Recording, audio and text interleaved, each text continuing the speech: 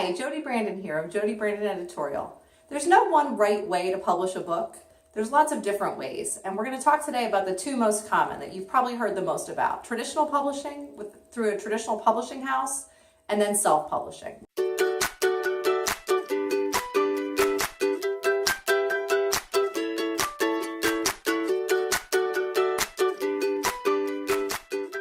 There's no one right way, and there's different pros and cons to each. So let's break down a couple of the pros and cons of these two most popular publishing paths. Traditional publishing first.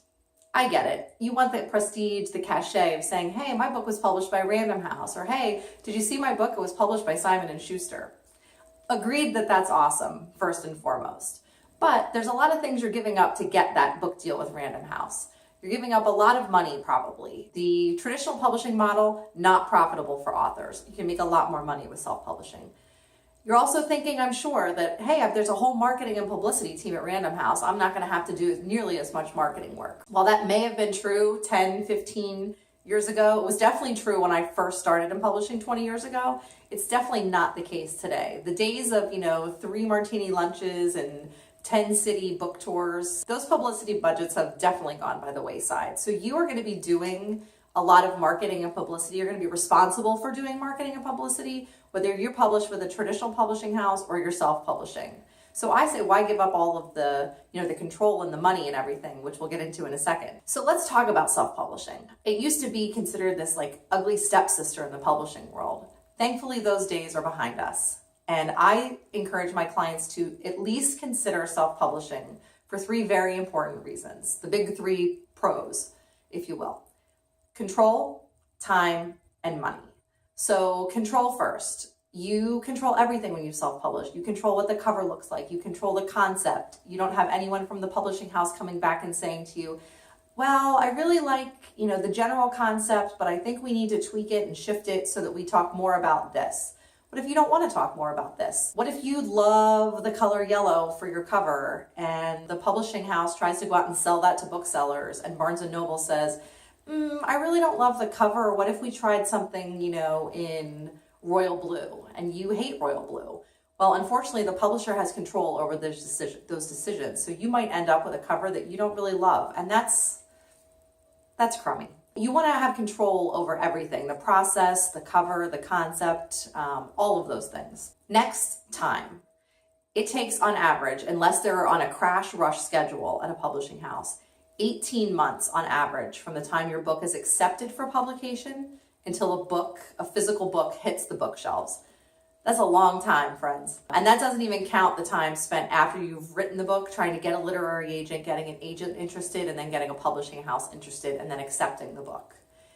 I have had clients, and I don't recommend this, but I have clients who have decided they're going to write a book, written the book, had the book edited, had the book formatted, and had it up on Amazon in 2 months. Now, that's not an ideal schedule either, but especially if you're writing about a timely topic, or if you're writing something about maybe something social media related, for example, an industry that changes quickly, there's always something new coming out.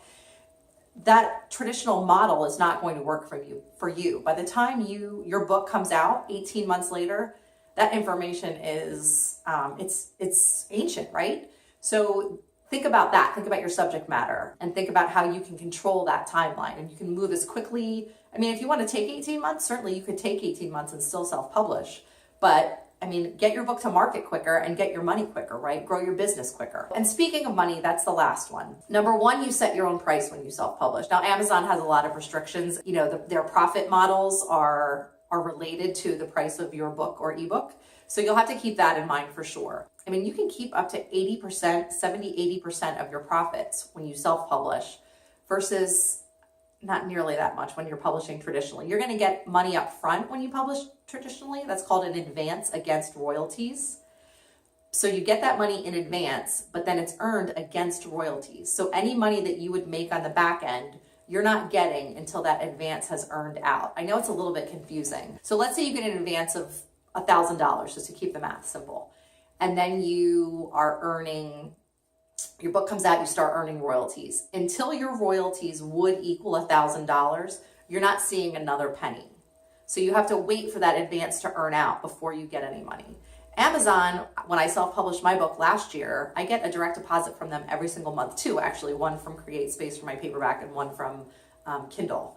So that comes into my bank account, direct deposit every single month, and I'm keeping 80% of my profits for the paperback and 70% for the ebook. So to me, that's kind of a no-brainer. I mean, it's my business, it's my book. I want to keep more of the money. If I'm going to be doing the marketing and the pushing and the publicity efforts anyway, then I'd rather keep that money myself. So like I said, there's no one right way. What works for me might not work for you. Depending on what the goals of your book are, that will help drive this decision. I do have a quiz that I came up with that will help you sort of decide which of these models you're leaning towards, whether you even realize it or not. And you can see that down below. I will link it. And you can take that quiz and let me know what you think.